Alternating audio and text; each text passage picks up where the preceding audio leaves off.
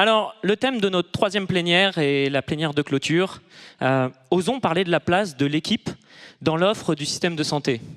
Dans un paysage en perpétuelle recomposition, développement des maisons de santé, des centres de santé, le déploiement des CPTS partout sur notre territoire, maintenant le label France Santé, où en est-on? Quel est l'avenir de la place de l'équipe pluriprofessionnelle? C'est un peu la question qu'on va se poser tous ensemble. Et comment faire converger finalement les besoins, les attentes des professionnels de santé dans un projet collectif, lisible, cohérent sur le système de santé, et surtout quels bénéfices et quelle lisibilité pour les usagers. Pour parler de tout ça, je vais inviter plusieurs de nos invités. Hélène Colombani, présidente de la Fédération nationale des centres de santé, Anne Moyal, sociologue, enseignante-chercheuse à l'EHESP, Marie Daudet, directrice générale de l'offre de santé, Pascal Gendry, coprésident d'Avec Santé, que je vous invite à nous rejoindre sur scène. Et en visio, Thomas Fatome, directeur de l'assurance maladie. Je vais juste prendre ce siège-là, moi. Oh non! Alors, déjà, pour commencer, je voudrais remercier chaleureusement notamment Anne et Thomas Fatome, qui sont en congé cette semaine et qui ont quand même fait l'effort de se rendre disponibles. Et je voudrais qu'on les applaudisse pour ça. Merci.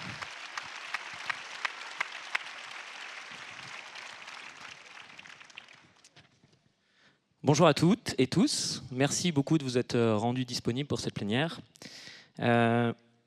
Je m'adresse à vous, Hélène Colombani, en premier. Donc, je le rappelle, vous êtes présidente de la Fédération nationale des centres de santé. Vous représentez à la fois des centres de santé monoprofessionnels, mais aussi des centres de santé pluriprofessionnels, polyvalents. Et quand on se pose la question de la place des équipes dans le système de santé, je voudrais savoir, vous, de votre point de vue, comment vous définissez ce qu'est une équipe de soins pluriprofessionnels, peut-être même une unité de soins primaires, au-delà des différences qu'il peut y avoir entre les maisons de santé pluriprofessionnelles et les centres de santé, bien sûr déjà sur le modèle juridique qui est différent, mais finalement il y a aussi beaucoup de choses qui nous rassemblent, et notamment la question du projet de santé qu'on partage. Et je voulais avoir du coup votre avis sur quelle est l'essence finalement d'une équipe pluriprofessionnelle, quelle est sa vocation, comment elle s'organise, comment elle s'implante sur un territoire. Et puis peut-être pour ouvrir, est-ce que c'est un modèle qu'il faut continuer à promouvoir, voire à défendre parfois? Merci. Ça marche. Ça marche. Faut juste parler bien proche. D'accord. Donc, quel modèle les centres de santé portent? Je pense qu'il y a pas mal de points communs avec les maisons de santé.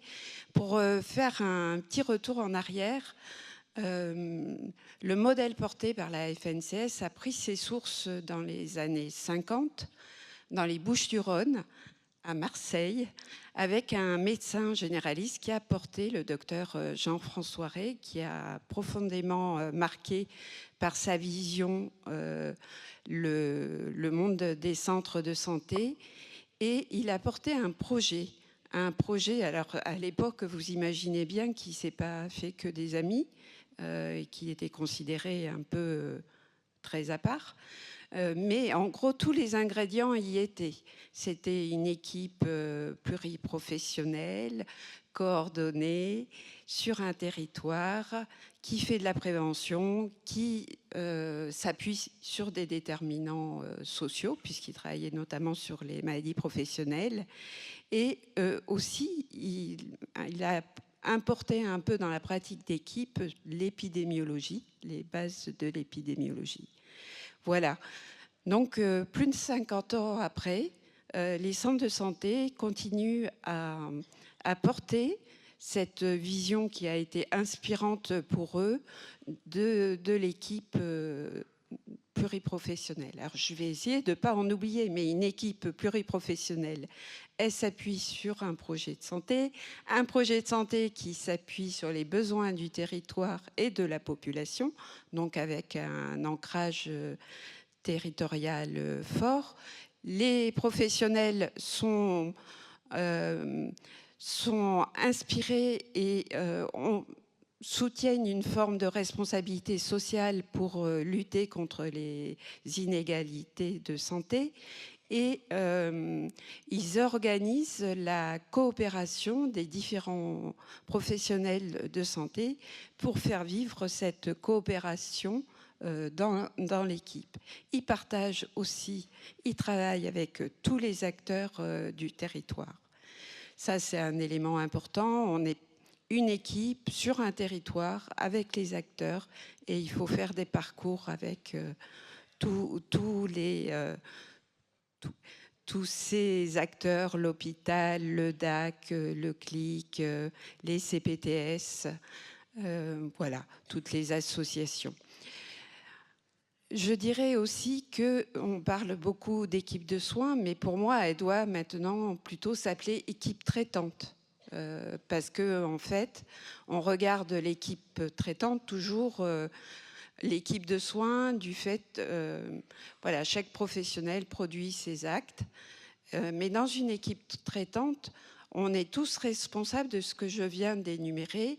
On promeut un projet de santé. Le problème, c'est qu'il faut changer de paradigme parce qu'actuellement, le système de rémunération des équipes, il reste quand même très fondé sur la rémunération à l'acte. Et même si on voit qu'il y a des petits pas qui se produisent, par exemple dans l'accord national des centres de santé, qui a été signé en août dernier, pour la première fois, on a mis une rémunération complémentaire pour le travail en équipe pour les patients chroniques en ALD qui sont suivis par médecins généralistes, kinés, infirmiers. Donc, un premier pas, mais ce n'est pas suffisant. Il faut vraiment aller sur d'autres modes de rémunération. Et bien sûr, je pense rémunération à la capitation, rémunération au forfait, qui permet de prendre en charge le patient dans sa globalité et surtout qui permet aussi d'augmenter en coordination, d'avoir une meilleure intégration de l'équipe parce qu'il permet d'avoir une enveloppe financière pour organiser cela. Merci. Quand je vous entends, je me dis qu'on partage quand même énormément de choses sur la vision collective. Vous avez parlé de responsabilité collective aussi, vous avez parlé de prévention dans les équipes, d'organisation, d'interaction systématique finalement avec tous les acteurs du territoire, CPTS, les CLIC, les DAC, les hôpitaux. Du coup, je m'adresse à vous, Anne Moyal. Vous êtes docteur en sociologie, enseignante, chercheuse à l'EHESP, l'école des hautes études en santé publique. Vous avez travaillé, vous avez beaucoup de travaux, je crois, sur l'organisation du système de santé. Je voudrais avoir votre regard sur cette vision de l'organisation actuelle de notre système de santé avec finalement tous ces dispositifs. Et la question que j'ai envie de vous poser, c'est est-ce que tout ça, c'est juste un millefeuille avec un empilement de plein de dispositifs où finalement on s'y retrouve plus trop? Ou bien est-ce qu'il y a une vraie cohérence dans l'organisation, une interdépendance entre tous ces dispositifs et à nouveau un peu comment l'usager se retrouve dans tout ça? Merci beaucoup pour votre question et merci à Avec Santé de m'avoir proposé de participer à cette table ronde. J'en suis très très honorée et contente. Alors la question de la coordination, je vais commencer par une évidence certainement, mais elle est inhérente aux prises en charge sanitaires et sociales, dans la mesure où ce sont des actions collectives par définition, et elles le sont de plus en plus dans un contexte de spécialisation des savoirs et des compétences, et qui dit spécialisation dit articulation en fait de ces savoirs et de ces compétences. Et quand on regarde des équipes comme les vôtres en centre de santé, en maison de santé, qui sont pluriprofessionnelles, par définition, voilà, on a une spécialisation des savoirs, des compétences, des interventions à différents moments du parcours de soins, et donc un besoin de coordonner tout cela. Et ce qui est intéressant, c'est que dans notre système de santé et dans le secteur ambulatoire plus particulièrement, dans la mesure où il est majoritairement libéral, bien qu'aujourd'hui, voilà, Hélène Colombani représente les centres de santé, la coordination a d'abord et surtout été le fait des professionnels eux-mêmes, selon leurs besoins, leur appétence à se coordonner. Et c'est de cette manière qu'on a vu émerger des centres de santé, des réseaux de santé également, des maisons de santé un peu plus récemment, des CPTS également, d'abord de l'initiative des professionnels. Mais progressivement, en fait, de ce besoin ressenti par les professionnels, on a vu une évolution vers une forme d'injonction à la coordination, qui, en fait, par le haut, par la puissance publique, la coordination est devenue une nouvelle norme de l'action publique. C'est vrai dans la santé, mais c'est vrai dans d'autres secteurs d'action publique. Et en fait, ça s'explique pour des raisons, là aussi très évidentes, des enjeux démographiques, des enjeux épidémiologiques qui supposent l'intervention d'une diversité d'acteurs, comme je l'ai dit, et donc une coordination, mais aussi des enjeux budgétaires que je me permets de souligner. Et en face de l'objectif du contrôle des dépenses de santé qui est à l'agenda depuis les années 80 en France, on apporte souvent la réponse d'une plus grande rationalisation. Autrement dit, comment faire mieux, plus pertinent avec les forces en présence sur un territoire, et donc comment mieux organiser et coordonner. Et donc on a vu se multiplier depuis les années 90-2000 différents dispositifs que vous avez cités, certains renvoyant au même échelon, centres de santé, maisons de santé, d'autres à des échelons territoriaux différents comme les CPTS par exemple.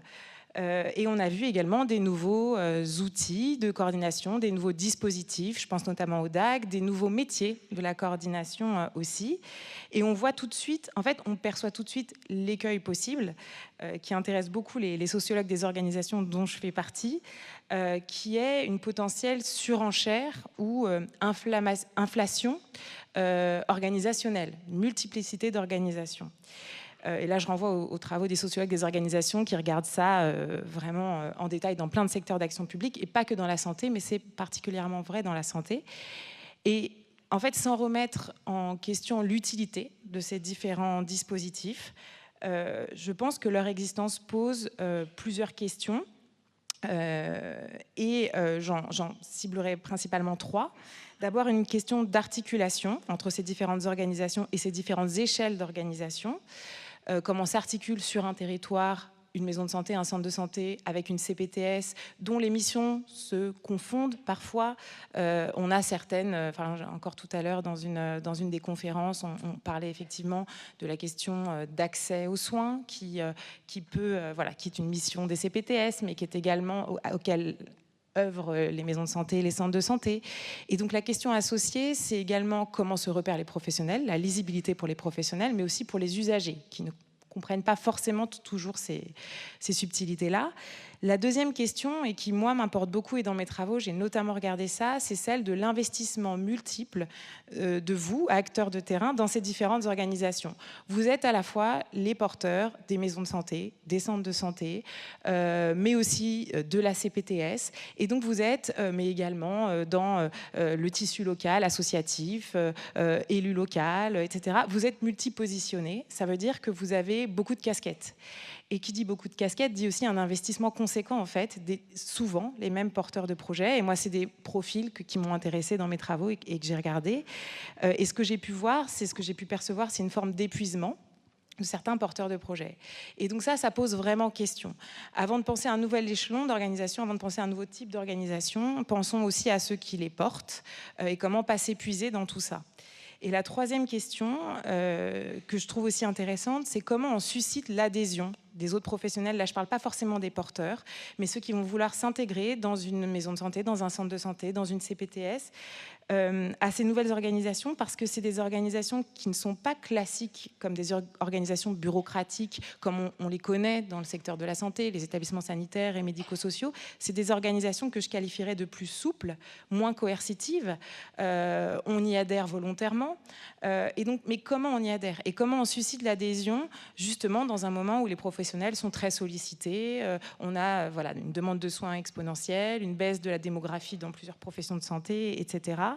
Et donc, comment on adhère à ces organisations qui ne sont pas des organisations aussi lourdes et bureaucratiques qu'on en connaît traditionnellement, mais qui, malgré tout, viennent encadrer les pratiques au quotidien. Et donc, je pense que ça, c'est les défis de ce que j'ai appelé l'inflammation organisationnelle, en fait. J'imagine que personne dans la salle n'a l'impression d'empiler les réunions dans les dispositifs et que c'est une vraie question collective, je pense, pour chacun d'entre nous, dans nos engagements individuels, dans nos engagements collectifs. Effectivement, je pense qu'on est nombreuses et nombreux à se retrouver dans vos propos et je vous en remercie. Pascal, ça fait 10 ans que je suis dans le mouvement. Sylvain. 10 ans que je suis dans le mouvement et 10 ans que je t'entends parler haut et fort et défendre haut et fort la place de l'équipe comme élément central.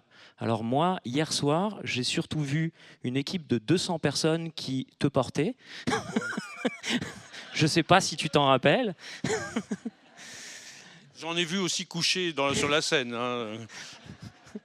Alors, simplement, on parlait d'organisation, on parlait de spécialisation, on a parlé avec Hélène Colombani de finalement la multidimension de l'équipe de soins primaires qui n'est pas là pour faire que du soin, qui est là pour porter des projets de prévention, pour s'organiser sur un territoire, pour répondre à une population. Et alors j'ai envie d'aller un peu plus loin avec toi, en tant que représentant qu'avec Santé. Si on rêve un peu, est-ce qu'on pourrait imaginer changer un peu de paradigme et avoir une approche non plus par métier, mais une approche par compétence, où on ne parle plus de pluriprofessionnalité, mais d'interprofessionnalité, où finalement les protocoles locaux de coopération deviennent légion dans nos organisations, où les modalités de rémunération sont encore plus collectives et où la responsabilité des parcours est partagée. Est-ce que, selon toi, selon Avec Santé, c'est souhaitable? Est-ce que c'est réalisable? Et finalement, quelle feuille de route porte Avec Santé pour tendre encore plus vers l'équipe traitante, comme ça a été porté, et vers l'interprofessionnalité? Vous avez 2 heures. Non. Je pense qu'il y en a qui ont des trains. Alors, c'est vrai qu'on voit un mouvement où le législateur, mais aussi les professionnels, sont dans un mouvement d'extension des compétences des uns et des autres. Et d'accès direct aux uns et aux autres. Des décrets de compétences qui évoluent. Mais de manière un peu monoprofessionnelle, quoi, en fait. Or, c'est important d'ailleurs, c'est important que ça évolue parce que les besoins sont là. Et par exemple, pour aller tout de suite rentrer dans le vif du sujet, pour la réponse par exemple à des soins non programmés, il n'y a pas que les médecins qui comptent, quoi, en fait. Il y a aussi d'autres professionnels qui peuvent intervenir directement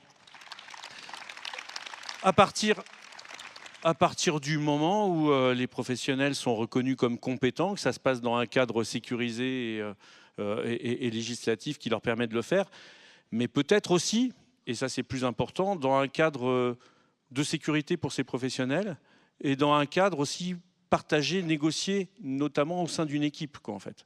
Donc mettre en place une organisation de soins non programmés dans toute structure qui ne serait basée que sur une profession, je ne suis pas sûr que ça apporte grand-chose à la population. Alors, est-ce que c'est la problématique de l'ajout des compétences de chaque professionnel ou c'est plutôt réfléchir sur la compétence de l'équipe? Et ça, c'est peut-être que les attendus des usagers sont plutôt qui, comment, avec qui on va répondre à mes besoins et mes attentes, quoi, en fait. Et donc, du coup, quelque part, les attendus sont plutôt de la compétence d'une équipe. Peu importe qui va répondre à partir du moment que ça rentre dans son champ de compétences, mais aussi où on a de la coordination, de la sécurité, de la qualité, de l'évaluation des pratiques. Et ça, c'est important parce que, quelque part, les maisons de santé, c'est aussi ça qui est dans les modalités de son fonctionnement. Des process de qualité, des protocoles validés ensemble pour prendre en charge telle ou telle situation qui est compliquée, un système d'information partagé, c'est aussi des attendus. Et donc ça doit être de la compétence de l'équipe. Compétence, on le voit dans le cadre, là aussi je rentre tout de suite dans le vif du sujet, un des attendus sans doute du monde politique, c'est de donner une réponse. Alors, quand on regarde le réseau France Santé et France Santé, les attendus, on a plutôt vu, dans un premier temps, une réponse plutôt très médico-centrée.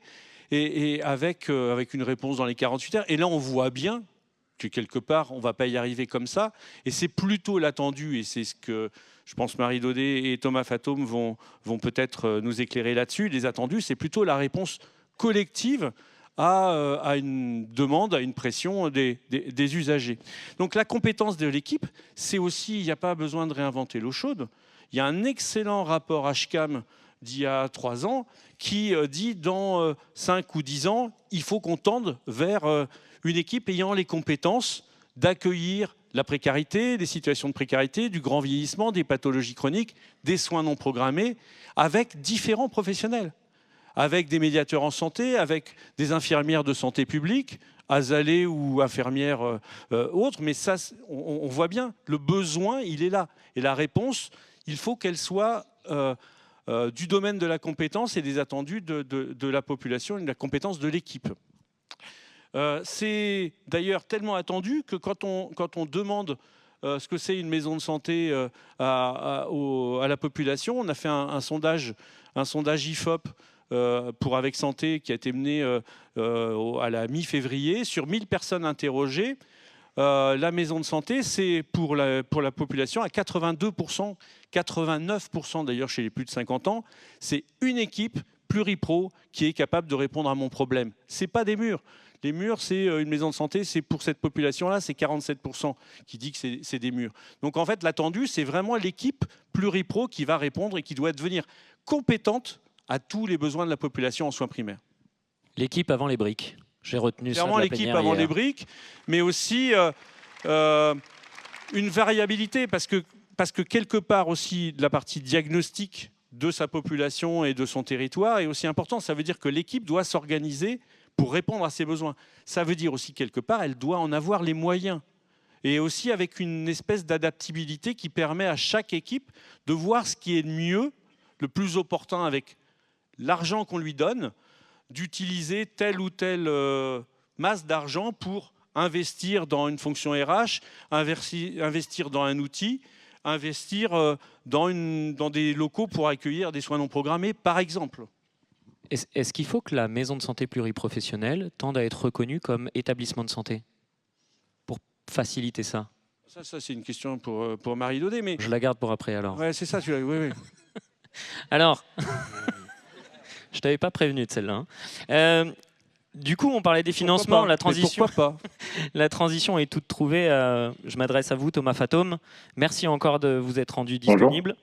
Je ne sais pas si vous êtes au ski ou si vous a empêché d'une belle journée de ski au soleil. Non, Thomas Fatome passe ses vacances à l'assurance maladie. Ah, c'est ça. Ouais. Très bien. Donc vous êtes directeur général de la Caisse nationale d'assurance maladie, un fidèle des fidèles des journées d'Avec Santé, et on est toujours ravis de vous accueillir pour pouvoir systématiquement échanger sur les sujets brûlants. J'ai vu qu'à la réaction de la salle à votre arrivée, on sent qu'il y a quelques petits sujets brûlants comme Azalée, mais peut-être que vous pourrez en parler. J'ai plein de questions, mais je vais essayer de les synthétiser en 3 questions.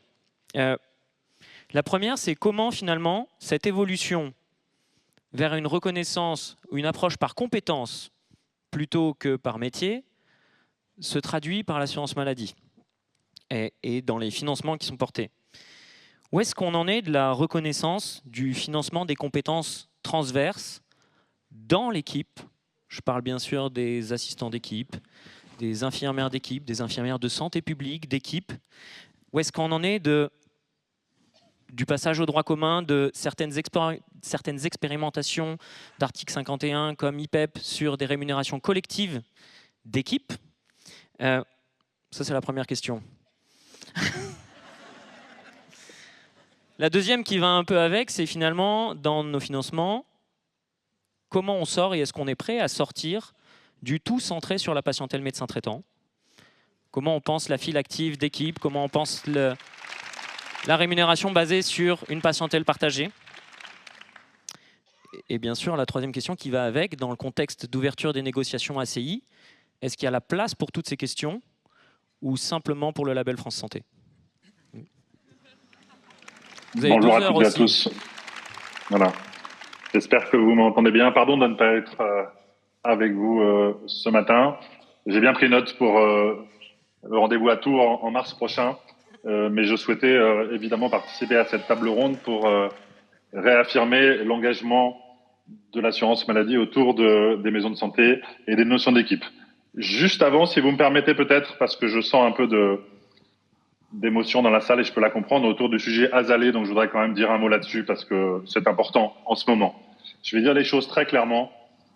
L'assurance maladie ne lâchera pas les infirmiers Asalée.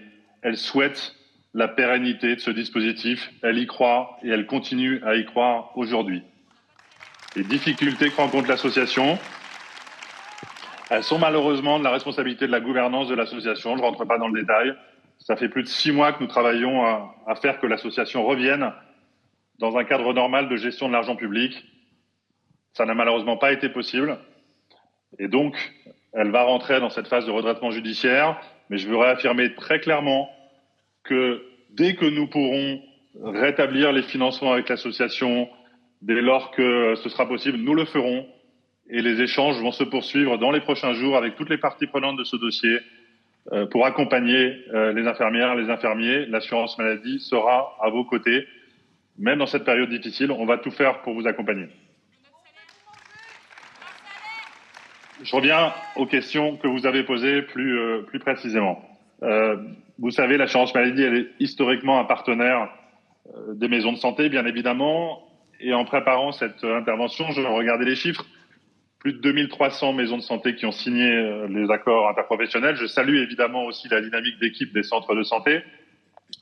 Mais je regardais en moyenne, aujourd'hui, une maison de santé, c'est 17 professionnels de santé. Et donc, c'est évidemment des équipes qu'on souhaite soutenir. C'est ce partage des compétences et cette prise en charge pluriprofessionnelle. Et je rebondis un tout petit peu sur ce que disait Madame Moyal tout à l'heure. Je crois qu'il n'y a pas vraiment eu d'injonction du haut pour faire de la coordination. Il y a eu la volonté de l'assurance maladie, et Marie Daudet le dira mieux que moi du côté du ministère de la Santé, une volonté d'accompagner des équipes, des projets d'équipe, parce qu'on pense que c'est bon pour la prise en charge des patients, parce qu'on pense que ça répond à une demande des professionnels de santé, et pas pour d'autres objectifs. Et ça, c'est important de se le redire. Cette notion de partage de compétences, pour répondre à votre question, elle est déjà présente, vous le savez, et Pascal Gendry l'évoquait également. Je salue également le président d'Avec Santé, évidemment, et toutes les équipes avec lesquelles on travaille très, très régulièrement, et on va continuer à travailler très intensément dans les prochaines semaines, je n'en doute pas. Dans la CI actuelle et dans l'avenant 1, vous le savez, il y a une fonction de coordination, il y a des protocoles pluriprofessionnels, et c'est vraiment quelque chose auquel on a cru dès le début. Aujourd'hui, vous le savez, on rentre dans une nouvelle négociation d'un avenant à la CI et en lien, bien sûr, avec France Santé. Je pense que Marie y reviendra dans quelques instants. Mais je voudrais illustrer 4 sujets qu'on a déjà posés dès le lancement des discussions autour de France Santé il y a quelques jours. Hein, vous savez que c'est évidemment tout récent et qui permettent de répondre à vos questions et qui montrent qu'on reste fidèle à cette notion de soutenir des équipes et une réponse coordonnée au profit du patient. D'abord, c'est cette fameuse file active d'équipe. Vous l'avez évoqué, Monsieur Font, à l'instant. Est-ce qu'on est capable de prendre en compte autre chose que la patientèle médecin traitant?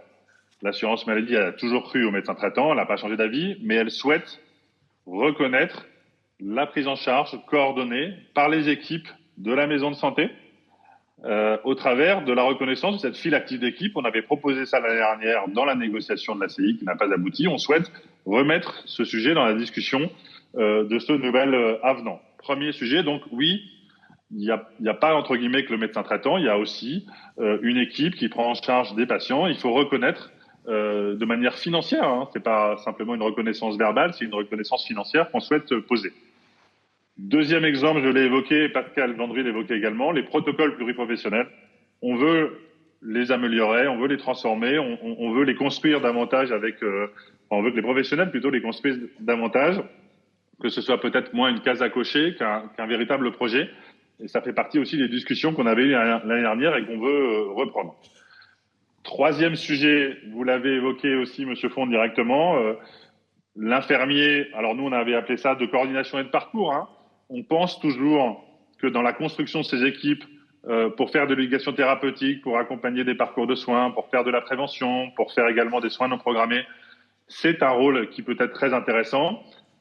Est-ce que la négociation France Santé se portera sur la mission de cet infirmier, où est-ce qu'elle ira au-delà en termes d'objectifs, en termes de buts, en termes de finalité, on verra, on est au début de la discussion, mais on pense toujours que c'est extrêmement pertinent. Et le quatrième exemple que je voulais prendre, parce que ça aussi, je pense qu'un certain nombre de parties prenantes sont peut-être autour de la salle, c'est de se dire que nous, on est toujours très fans des dispositifs de l'article 51, vous le savez, et notamment d'IPEP. Et derrière cette logique d'IPEP, il y a bien, je crois, fondamentalement, depuis l'origine, la reconnaissance de ce que le travail en équipe peut produire.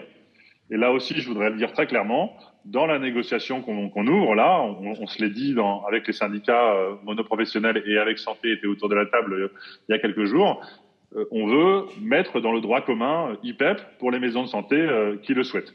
Donc je crois que c'est un ensemble d'exemples, mais pas seulement des exemples, hein, des faits, et on pourrait prendre un peu le symétrique, mais les choses sont un peu différentes pour les centres de santé, mais on s'adapte aussi au mode d'organisation. On est en situation de reconnaître ce partage des compétences, cet investissement d'une équipe, cette pluriprofessionnalité. Et je suis certain, enfin en tout cas, ce sera les propositions de l'assurance maladie, que dans la négociation de ce nouvel avenant, avec l'opportunité que nous offre France Santé, des moyens supplémentaires également, c'est utile de le redire, on pourra aller plus loin dans les équipes que vous portez depuis longtemps. Voilà ce que je voulais évoquer en tout cas en première réponse. Je vous remercie. Alors, pour celles et ceux qui ne savent pas ce que ça veut dire IPEP, IPEP, ça veut dire incitation à une prise en charge partagée. C'est une expérimentation qui existe depuis 6 ans, qui vise à octroyer un financement incitatif et complémentaire à la dynamique d'équipe basée sur un modèle d'efficience qui prend en compte à la fois les dépenses de santé par rapport à la patientèle du collectif, qui prend en compte des indicateurs qualité et qui prend en compte l'expérience patient. Et donc voilà, on est au terme de cette expérimentation et la question est comment ça passe dans le droit commun, et le sujet est porté notamment au travers de la négociation des ACI pour savoir comment cette brique supplémentaire de financement incitatif à l'efficience peut rentrer dans les ACI. J'espère que je n'ai pas dit de bêtises. Parfait. Du coup, simplement, je voudrais juste clarifier 2 choses. Juste vous réinterroger sur la question des assistants médicaux d'équipe, qui aujourd'hui sont un vrai sujet à plein d'endroits, qui viennent coincer plein d'équipes qui se retrouvent un peu en difficulté avec des contrats qui parfois avant étaient au tiers-temps, maintenant qui peuvent être que au mi-temps. Et puis finalement, dans une organisation qui, quand nous, on pense dans une maison de santé ou un centre de santé pluriprofessionnel, une organisation d'équipe, ben, finalement, l'assistant médical ou l'assistante médicale rattachée seulement à un médecin, ça vient créer une difficulté dans l'organisation de l'équipe. Et puis, donc voilà, ça c'est ma question sur les assistants médicaux, les assistants d'équipe. Et peut-être une question complémentaire, si la négo ACI ne va pas à son terme, comme l'année dernière, qu'est-ce qui se passe? Alors, je vais commencer par la deuxième question. D'abord, quand on commence une discussion, on commence évidemment pas par se poser la question de qu'est-ce qui va se passer si on n'y arrive pas.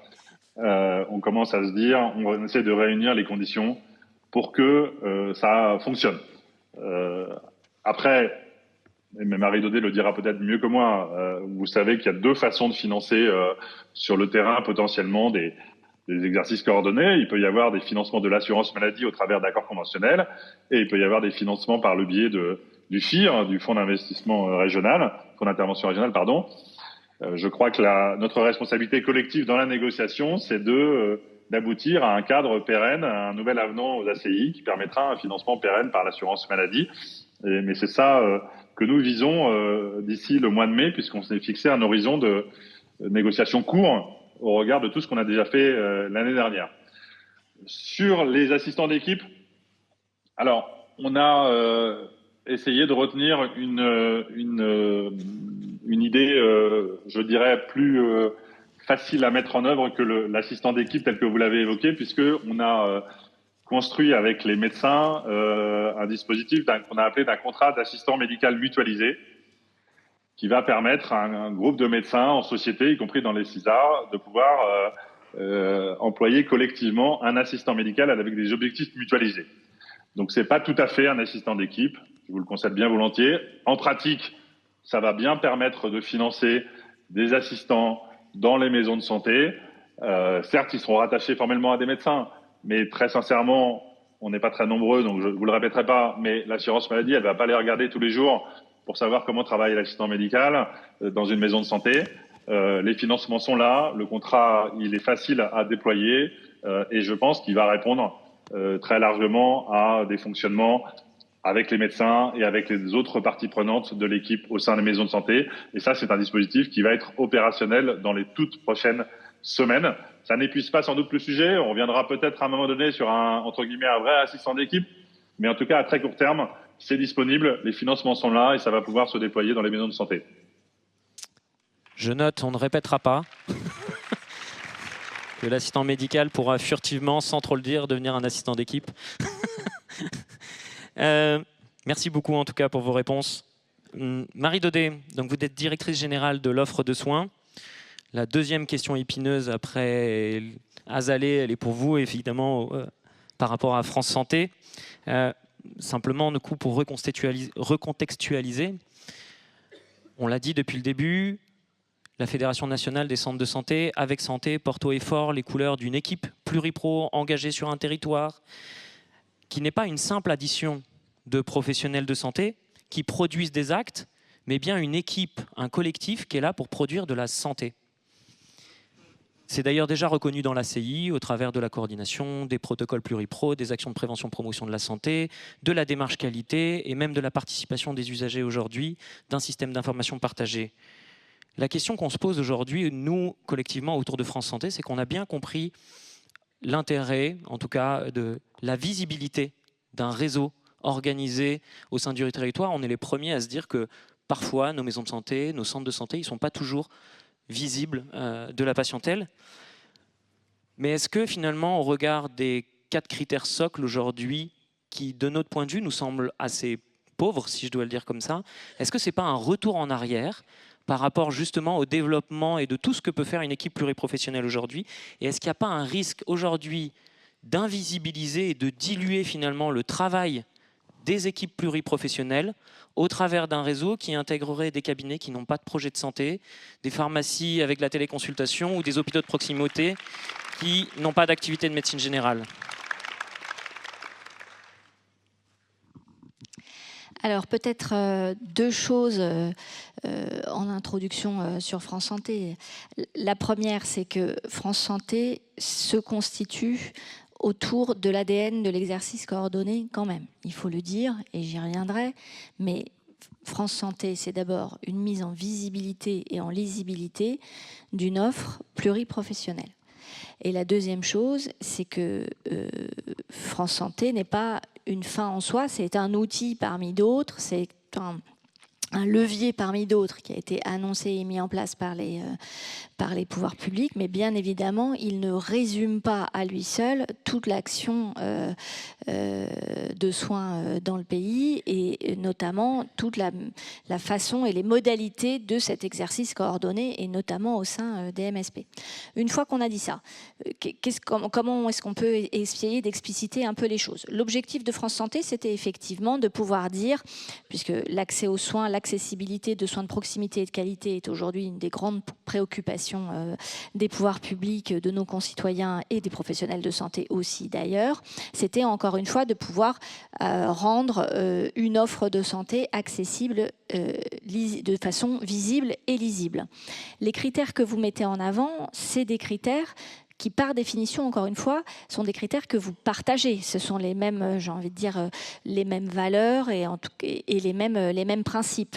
Je les rappelle ici, mais vous les connaissez. C'est effectivement l'absence de dépassement d'honoraires, c'est le fait d'être ouvert 5 jours sur 7, c'est le fait d'assumer des soins non programmés et c'est le fait de travailler, encore une fois, de façon pluriprofessionnelle, puisque ce qui est demandé, c'est qu'il y ait au minimum un médecin et une infirmière.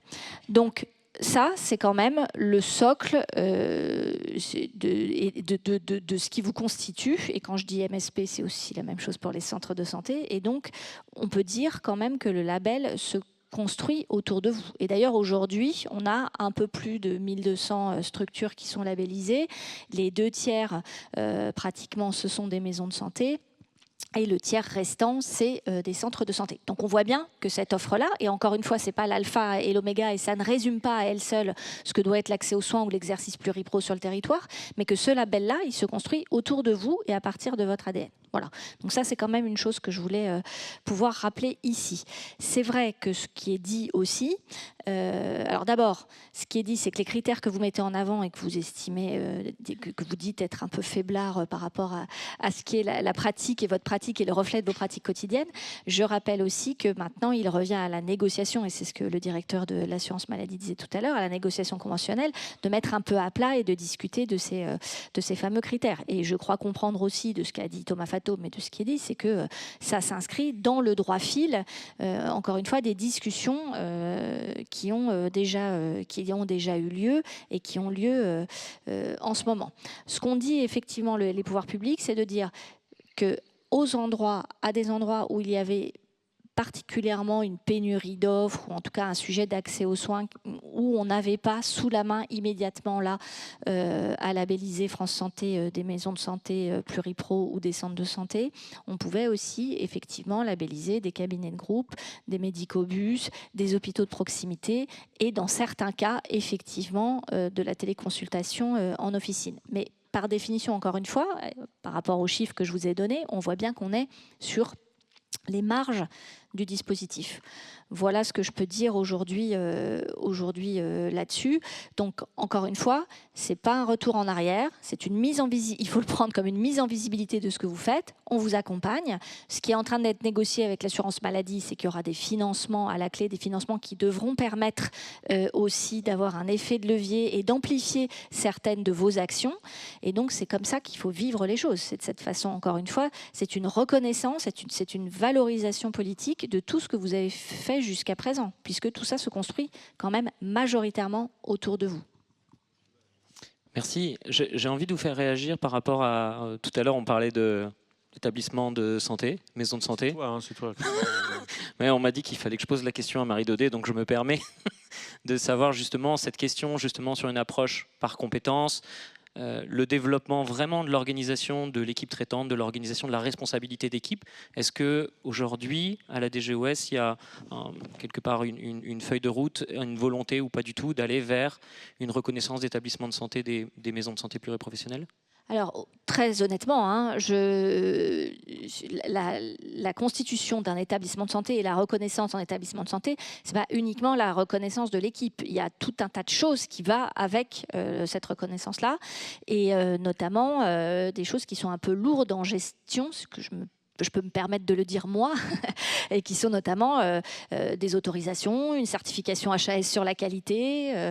Je ne suis pas sûre qu'il y ait un intérêt majeur à avoir cette transformation en établissement de santé pour avoir un exercice un peu souple et agile. Je me permets d'ajouter aussi que les maisons de santé ont déjà, d'une certaine manière, une reconnaissance un peu spécifique, d'une forme juridique un peu spécifique, puisqu'on a créé cette fameuse CISA qui existe et qui est un statut qui n'existe, qui n'est nulle part ailleurs et qui vient d'une certaine manière marquer l'originalité du modèle. Je ne vois pas très bien ce que la reconnaissance en établissement de santé apporterait de plus. En revanche, oui, à la DGOS, et on y reviendra peut-être tout à l'heure dans la suite du débat, mais on est très, on va dire, impliqué, et comme l'a dit le DG de l'assurance maladie, cette notion d'équipe, pour nous, c'est une notion d'avenir. On part de là, il y a du chemin qui a été parcouru sur les 20 dernières années quand même, quand on regarde les différentes étapes, et on continue de poser des briques. La dernière en date, je le disais tout à l'heure à Pascal Gendry, c'est quand même le fait d'avoir reconnu la MSP comme lieu de stage pour les étudiants de 3e cycle et les fameux docteurs juniors, notamment de médecine générale, qui vont arriver. C'était une demande, je me souviens au Havre, on m'avait posé la question il y a un an, j'avais dit que c'était en cours, on l'a fait, il y a un texte qui est sorti. Depuis le 1er septembre dernier, c'est une possibilité et on espère vraiment que les acteurs vont se saisir de cette possibilité-là. C'était important pour nous que la structure elle-même, pas les professionnels en son sein, mais la structure elle-même, puisse être agréé à la maîtrise de stage. Ça va dans la lignée des MSPU, etc. Déjà. Donc, oui, ma direction, elle est mobilisée sur cette notion d'équipe et par définition, encore une fois, c'est le sens de l'histoire. Merci beaucoup. Et Hélène Colombani, du côté de la Fédération nationale des centres de santé, comment vous voyez l'arrivée de ce label? Et puis peut-être pour ouvrir un peu, finalement, comment vous voyez l'avenir, vous, des équipes de soins primaires sur le territoire? Alors, ce réseau, alors depuis longtemps, la FNCS soutenait le principe d'un maillage territorial équilibré qui permette une meilleure équité d'accès aux soins, aussi une lisibilité pour les usagers, de savoir à tant de kilomètres chez eux, ils peuvent au moins trouver une unité, une équipe traitante qui va les prendre en charge. Et la FNCS soutient une telle organisation. Mais c'est vrai qu'on va être attentif à la construction de ce réseau. Il doit d'abord répondre à un cahier des charges précis, parce que sinon on va avoir des effets d'aubaine qui vont s'emparer de ça pour avoir des financements, mais pas forcément en faire des choses qu'on souhaiterait. Et un financement stable et dont on voit est simple aussi, car c'est vrai que là, dans le cadre de l'ouverture des négociations a commencé la semaine dernière, oui, pour les centres et maisons de santé. La lettre de cadrage a fixé un périmètre. On a des objectifs socles, mais ces objectifs socles, en fait, ils sont quasiment tous déjà dans la base de notre accord national. Et je crois que c'est la même chose pour la CI des MSP. Donc, quelque part, nos structures, nos équipes répondent déjà à ce cahier des charges. Alors, il est prévu dans la lettre de cadrage, si on atteint déjà ce socle, d'aller sur des projets plus pour les soutenir, par exemple, la visite à domicile, les personnes en situation de vulnérabilité, la prévention. Mais du coup, tout ça, comment ça va s'articuler, d'autant que nous, centre de santé, on est en pleine négociation d'ITAOS, qui est incitation à l'amélioration de l'offre de soins. J'ai toujours un peu de mal à retrouver les mots derrière.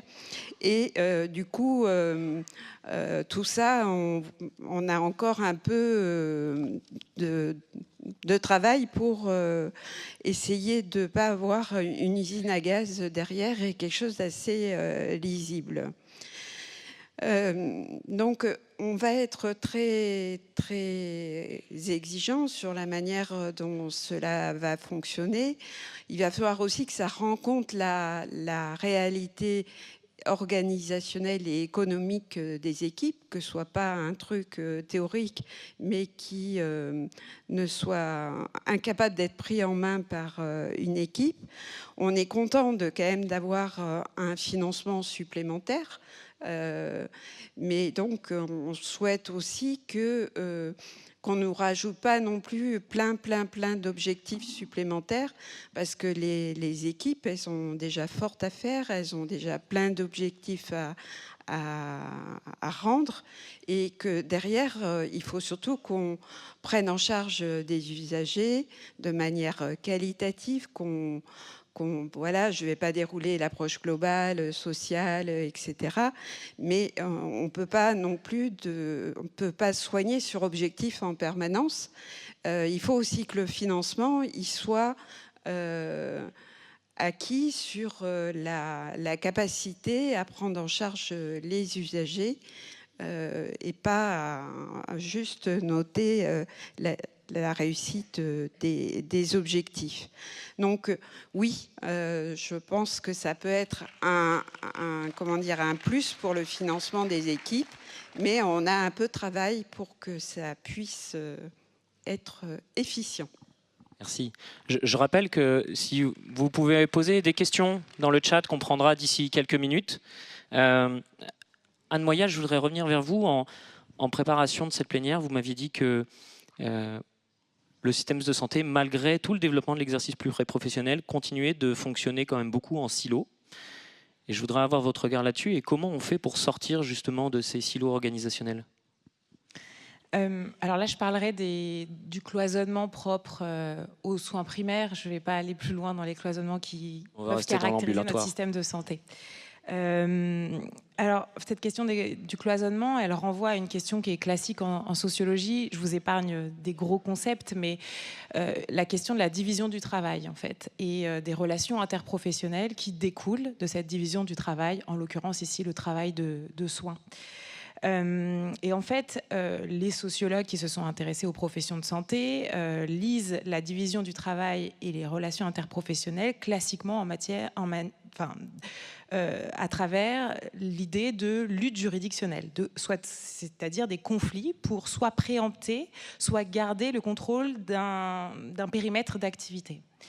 C'est une lecture qui est assez opérante en sociologie, qu'on peut observer.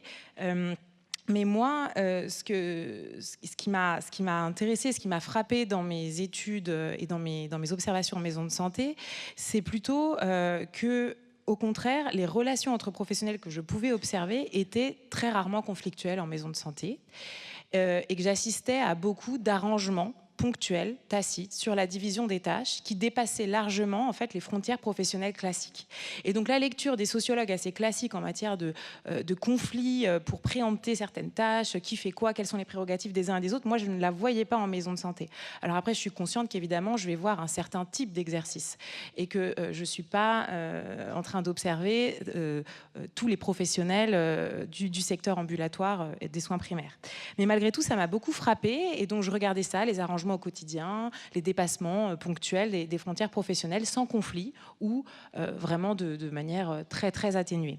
Mais en fait, ce que j'ai aussi constaté, c'est que quand ces évolutions-là, en revanche, elles sont actées dans des mesures, des textes de loi ou réglementaires, elles peuvent devenir problématiques tout à coup à l'échelon national et on voit poindre des crispations anciennes où les différentes professions se replient, enfin j'appellerais ça un repli juridictionnel ou corporatiste sur, mais en fait, quelles sont mes prérogatives, quelle est ma valeur ajoutée à moi, et ces questions-là, en fait, je trouve qu'on les voit de nouveau poindre aujourd'hui dans les débats. Alors je sais qu'aujourd'hui je parle dans une enceinte très particulière, face à des professionnels qui sont très ouverts face à ces évolutions-là, et également des partenaires publics qui l'ont rappelé à l'instant, qui sont très ouverts à ces évolutions, qui dépassent les juridictions professionnelles et qui soutiennent une dimension en équipe. Pour autant, je pense que vous êtes représentatif d'une partie des professionnels de santé et pas de tous les professionnels de santé. Et ce que je peux voir, moi, c'est quand même encore des crispations sur quelles sont mes prérogatives à moi. Et en fait, je pense qu'aujourd'hui, si on veut vraiment décloisonner ou désiloter enfin, la prise en charge des patients, il va falloir un petit peu essayer de dépasser deux ambivalences, ou enfin, une forme de paradoxe. Du côté, je dirais, de la puissance publique, on est à la fois... En fait, il y a des travaux qui l'ont montré, ce ne sont pas les miens, d'un politiste que vous avez déjà accueilli ici à plusieurs reprises, je crois, Patrick Hasenteufel, qui a beaucoup regardé les relations entre la profession médicale et l'État. Et ce qu'il montre très clairement, c'est que dans l'histoire des réformes du système de santé, la profession médicale a pu jouer une forme d'acteur veto à certaines réformes qui allaient contre ses propres prérogatives. Et que la puissance publique... voilà, et souvent attentive à ne pas crisper, ne pas trop bousculer la profession médicale, qu'elle l'est moins pour les autres professions. Ces travaux montrent ça. Mais en même temps, dans la période récente, ce qu'on observe très clairement, c'est une période où, du fait de cette difficulté d'accès aux soins et de ce que je disais tout à l'heure, essayer de faire mieux avec les forces en présence, la puissance publique et vos interventions, Monsieur Fatoum et Madame Daudet le montrent, sont vers justement la reconnaissance de l'équipe, l'élargissement des compétences des autres professionnels que les professions médicales, l'accès direct, et qu'on va dans ce sens-là. Mais il y a quand même encore cette ambivalence parce qu'on reste dans un système assez attaché à préserver la profession médicale. Et je sais qu'ici, je ne parle pas à toute la profession médicale. Et un dernier point, et après je sais que le temps nous est compté, mais je trouve qu'il y a aussi une ambivalence que j'aimerais souligner au sein même de la profession médicale, qui à la fois est attachée en fait à ses prérogatives, à la spécificité du regard clinique et du regard médical, à la spécificité de la médecine générale et du médecin traitant, du rôle du médecin traitant, même si ici, dans les débats, là, on dépasse cette notion de médecin traitant, mais vous avez des collègues qui sont encore très, très attachés, tout en reconnaissant que vous ne pouvez pas tout faire, que les médecins ne peuvent pas tout faire. D'abord, vous n'avez pas forcément toutes les compétences, mais aussi vous n'êtes pas ceux qui sont forcément en proximité avec tous les patients. Certains patients voient davantage leur pharmacien ou certains patients voient davantage leur infirmier qui passe quotidiennement à domicile. Donc la proximité, elle dépasse le médecin généraliste. Et le troisième élément également, c'est que du fait des enjeux démographiques et de la demande de soins croissante, les médecins ne peuvent pas répondre à toute la demande de soins. Donc ça implique un déplacement de la profession médicale que ici, vous arrivez à faire, mais que toute la profession médicale ne parvient pas à faire. Et donc, tant qu'on restera dans cette ambivalence-là, ces cloisonnements, je pense, perdureront. Et je pense qu'aujourd'hui, une partie de la profession médicale, et j'en terminerai ici, vit les évolutions du système de santé comme autant de menaces contre la profession, alors qu'il s'agit d'évolutions du système de santé. Voilà ce que je voulais rajouter. Merci beaucoup.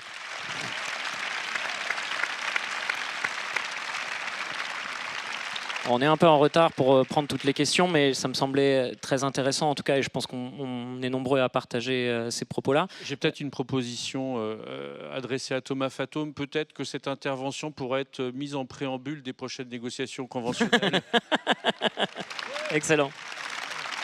Alors peut-être d'un mot, je m'adresse à vous deux, Marie Daudet et Thomas Fatoum. Si en fait, comment on fait pour aller vers encore plus d'équipes? Comment demain on pourrait changer de braquet pour aller encore plus vite et plus fort vers plus d'équipes, plus de reconnaissance de l'exercice pluriprofessionnel partout sur le territoire? Je ne sais pas s'il y a une méthode, Thomas complétera, je ne sais pas s'il y a une méthode et des clés. Je pense que c'est ce qu'on essaye de faire, en tout cas.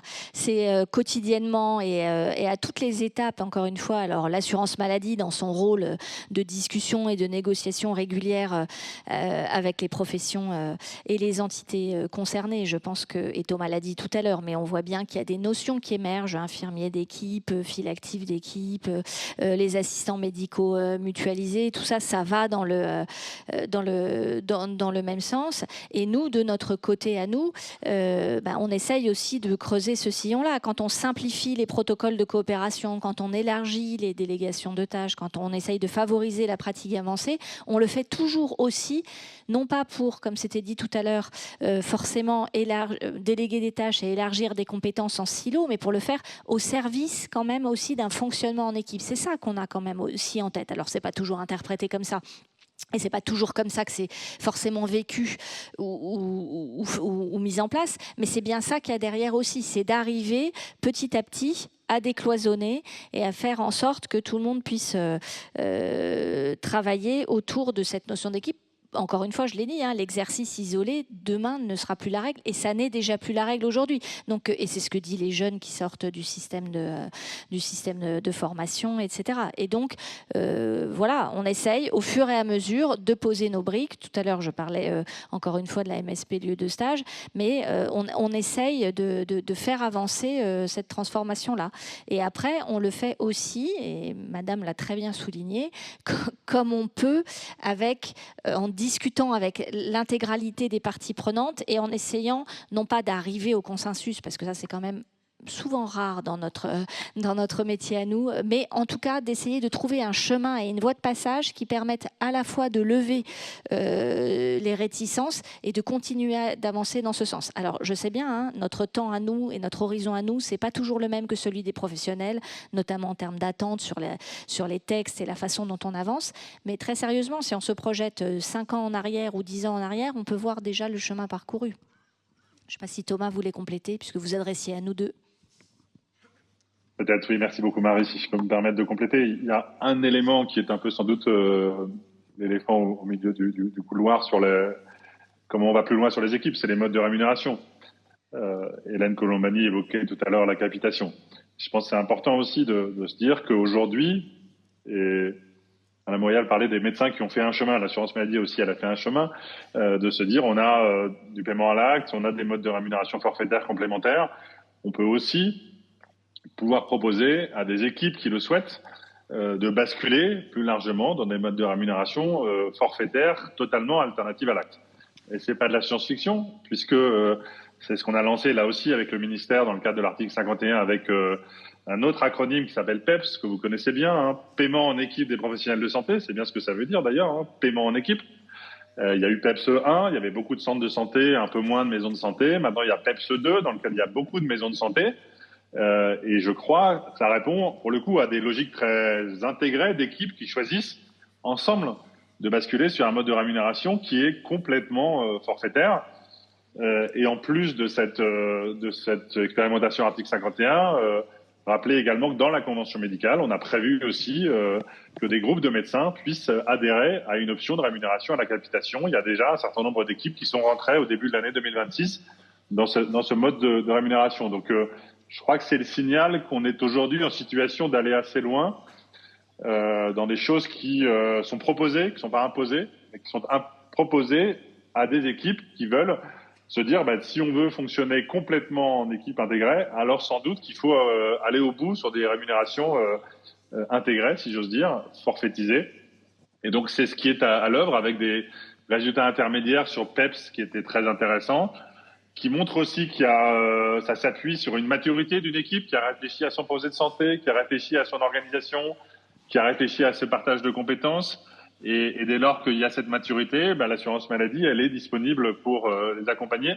J'en profite pour le dire à Lyon, parce que il se trouve, sans vous raconter notre fonctionnement interne, que j'ai souhaité confier à la Caisse primaire de Lyon un rôle un peu de coordination de tout ce pilotage des rémunérations forfaitaires d'équipe. Et donc, les équipes lyonnaises, elles ont beaucoup investi sur ces sujets-là. La région Auvergne-Rhône-Alpes, évidemment, est une région pionnière dans ces domaines-là, mais on va continuer avec la Caisse de Lyon à accompagner France entière les équipes qui veulent basculer dans des rémunérations à la capitation. Ça fait partie aussi d'un paysage qui change, je crois, beaucoup par rapport à ce qu'on a en tête depuis une vingtaine d'années. Merci beaucoup. On me dit dans l'oreillette que j'ai le temps que pour une question, alors je suis très très désolé pour tous ceux qui ont posé des questions. On a parlé tout à l'heure de la MSP lieu de stage, et la question qui se pose c'est MSP lieu de stage, docteur junior, mais un seul médecin MSU référent ou plusieurs médecins et MSU de la MSP pour un docteur junior? Aujourd'hui, ce qu'on prévoit, c'est que la MSP puisse être agréée lieu de stage en tant que structure. Donc, il n'y a pas obligation dans les textes, qu'il y ait un PAMSU désigné, dédié, physique dans la MSP. On verra comment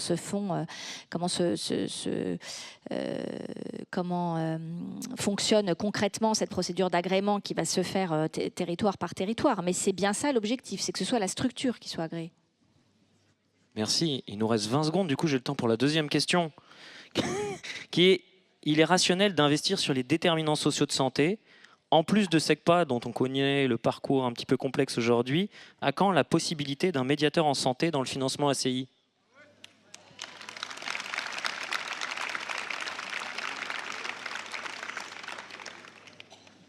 Ça, j'imagine que c'est pour moi. J'évoquais tout à l'heure le fait que en 10 secondes, on allait essayer, en 10 secondes, on allait essayer dans la négociation autour de France Santé de raisonner en finalité plus qu'en effectif, pour financer tel ou tel ETP. Cette finalité d'accompagnement social, elle prend de plus en plus d'ampleur. si du côté d'Avec Santé, si du côté des autres parties prenantes à la négociation, ce sujet-là prend de l'ampleur et qu'on arrive à trouver les moyens de le soutenir, on voit bien que dans les déterminants de santé, ça fait partie évidemment des enjeux majeurs. Donc il n'y a pas de feu rouge de l'assurance maladie, il y aura évidemment un enjeu de priorisation. Merci beaucoup. Je vous remercie à toutes et tous d'avoir participé à cette plénière. Et Pascal, je te laisse, laisse conclure. Un petit mot de conclusion quand même face à cette plénière. Quelque part, c'est petit à petit quand même qu'on avance sur cette notion d'oser l'aventure en équipe. Et petit à petit, Docteur Junior, des articles 51 qui généralisent la notion d'infirmière d'équipe, de santé publique, participer même peut-être au label France Santé, avoir une visibilité pour les usagers du rôle des maisons de santé. On avance sur la notion d'équipe, donc c'est quand même plutôt positif. Et d'ailleurs, nous sommes de plus en plus nombreux en tant que maison de santé labellisée, en tant que maison de santé répondant aux critères de l'ACI, MSP et signant une convention avec la CNAM. Nous sommes de plus en plus de professionnels, 52 000 professionnels, et ça veut dire aussi que nous prenons en charge de plus en plus d'usagers. Donc, continuons, quoi, en fait, on avance. Merci encore. Je vous invite à... Alors, et puis, je vous invite à regarder... Et merci aux vacanciers, à tous qui sont venus sur un temps particulier. Merci encore.